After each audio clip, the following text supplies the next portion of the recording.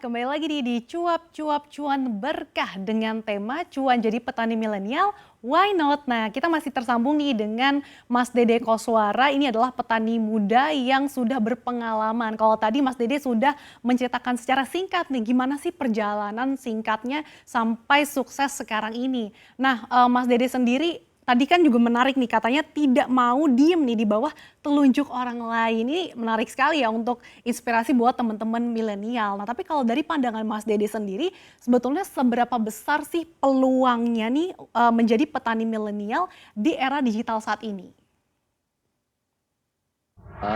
Kalau jadi petani itu menghasilkannya nggak nggak makanya saya, keinginan menjadi petani, kebanyakan orang kan gengsi.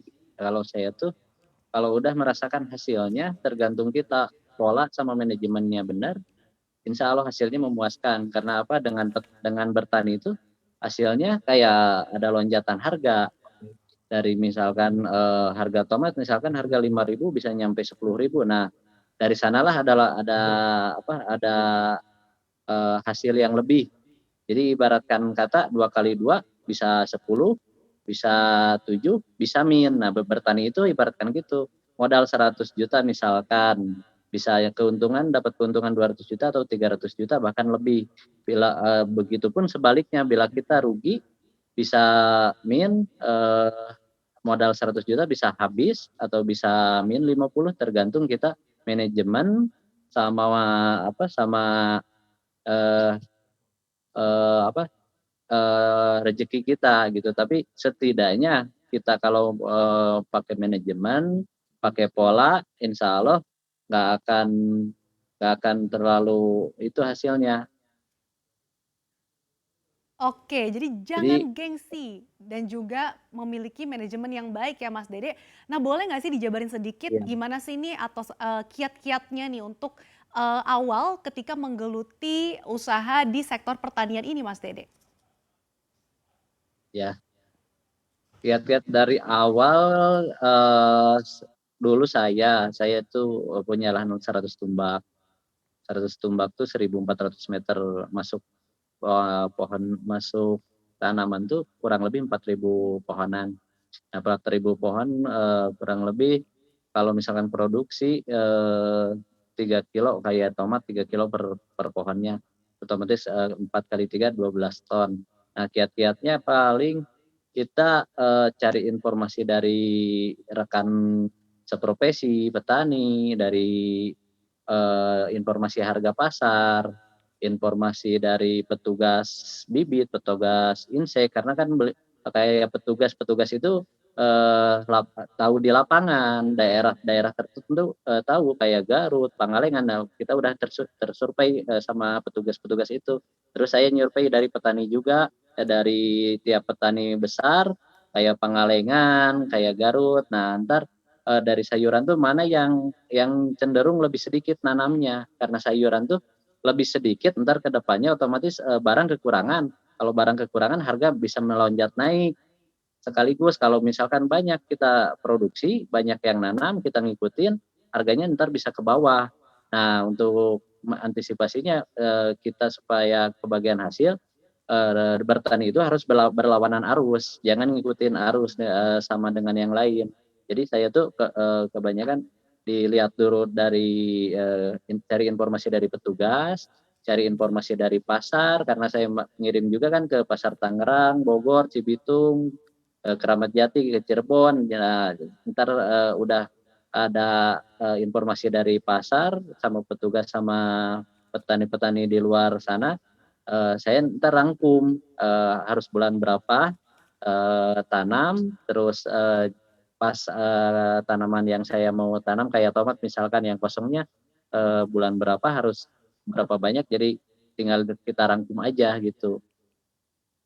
Oke, jadi cari-cari informasi ya Mas Dede. Nah, tapi awalnya nih berapa sih kisaran modal yang dibutuhkan, apalagi, waktu itu, Mas Dede kan yang memutuskan untuk menjadi seorang petani gitu dari, lulusan sekolah kejuruan di otomotif tuh gitu. Modalnya nih butuh, modal yang besar nggak sih untuk memulai menjadi seorang petani milenial?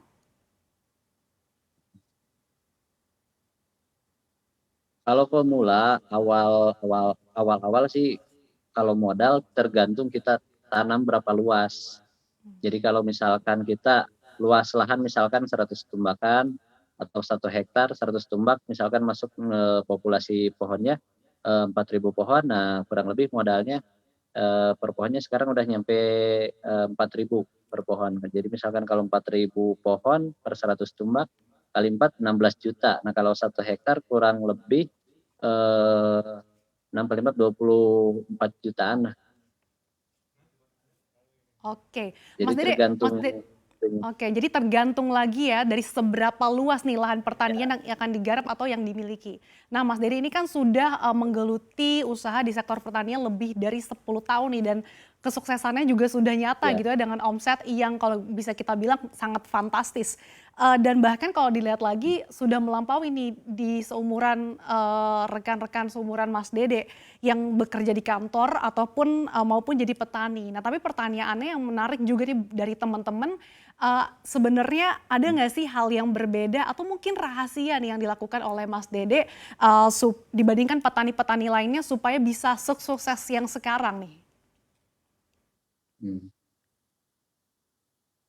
Hal yang berbeda kalau saya tuh kemarin eh, dikasih rugi awalnya kan bertani itu nggak begitu kita tani, begitu kita langsung untung nggak seperti itu.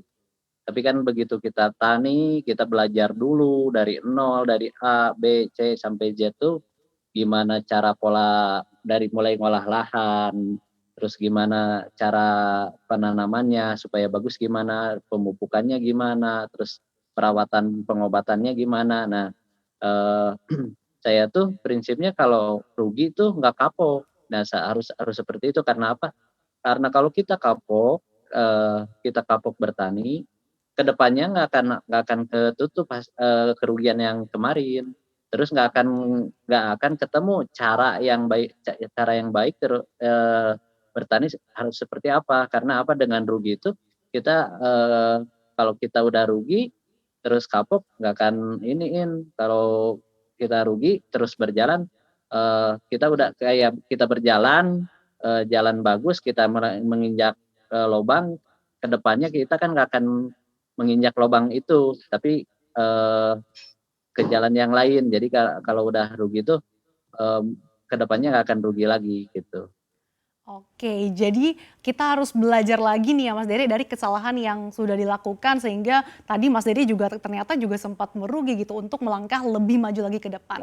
Mas Dede ini kan untuk Betul. sukses gitu dalam mengembangkan di sektor pertanian tentu saja dukungan fasilitas ataupun pembiayaan ini menjadi salah satu solusi. Nah, lantas seperti apa nih dukungan BRI ketika Anda merintis usaha sampai akhirnya sukses hingga saat ini? Alhamdulillah dari awal saya kan ini sama BRI, terus kemarin dari awal saya kerja sama BRI, cuman 2016 nyampe 2019, 2019 tuh saya dikasih CSR sama BRI itu. Dikasih CSR, demplon paprika, terus alat-alat pasca panen. Alhamdulillah membantu saya berikut permodalan saya juga. Bila mana kurang modal saya, ada program BRI KUR. Nah, saya pinjam ke BRI, bunganya yang rendah untuk apa? Untuk meningkatkan modal saya, sehingga saya bertani lebih luas gitu, Mbak. Oke. Nah, selain tadi KUR yang lebih rendah, apalagi sih nih, kelebihan dari pembiayaan yang diberikan oleh BRI? Kelebihan dari BRI saya kan buka cabang, Mbak, buka cabang kayak penampung saya mayoritas bertani sendiri, terus buka cabang penampung-penampung kayak beci, cabang saya penampung kecil.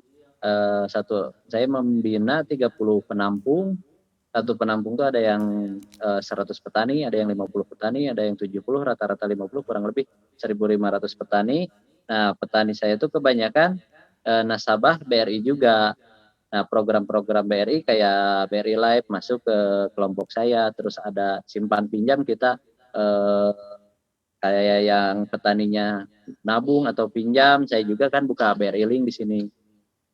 Oke, jadi berbagai produk yang ditawarkan BRI ini bener-bener sesuai dengan kebutuhan, para petani gitu ya yang dibutuhkan. Mas Dede, nah Iya. gimana nih boleh dijabarin lebih detail nggak, caranya untuk menjembatani lagi kebutuhan-kebutuhan petani untuk bisa mengakses pembiayaan perbankan?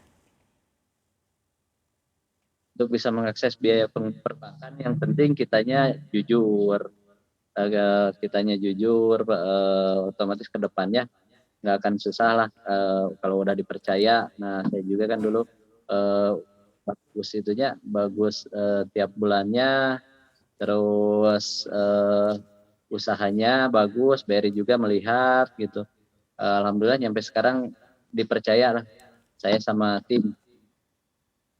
Oke, Mas Dede, dari pengalaman Mas Dede nih, dalam 10 tahun menggeluti sektor pertanian, bener nggak sih kalau rekan-rekan, petani ini cukup sulit nih dalam memperoleh akses permodalan demi mengembangkan bisnisnya? Tidak terlalu sih kalau kalau mengembangkan bisnis, kita yang penting, niat sama usaha kita, bisa lebih maju bagaimana caranya untuk semangat kita lah, tentunya semangat harus lebih besar semangatnya. Oke, jadi memang semangat nih harus menjadi salah satu modal yang dimiliki ya Mas Dede. Jangan lupa untuk install aplikasi CNBC Indonesia di App Store dan Play Store untuk ikuti terus perkembangan berita ekonomi dan bisnis terkini.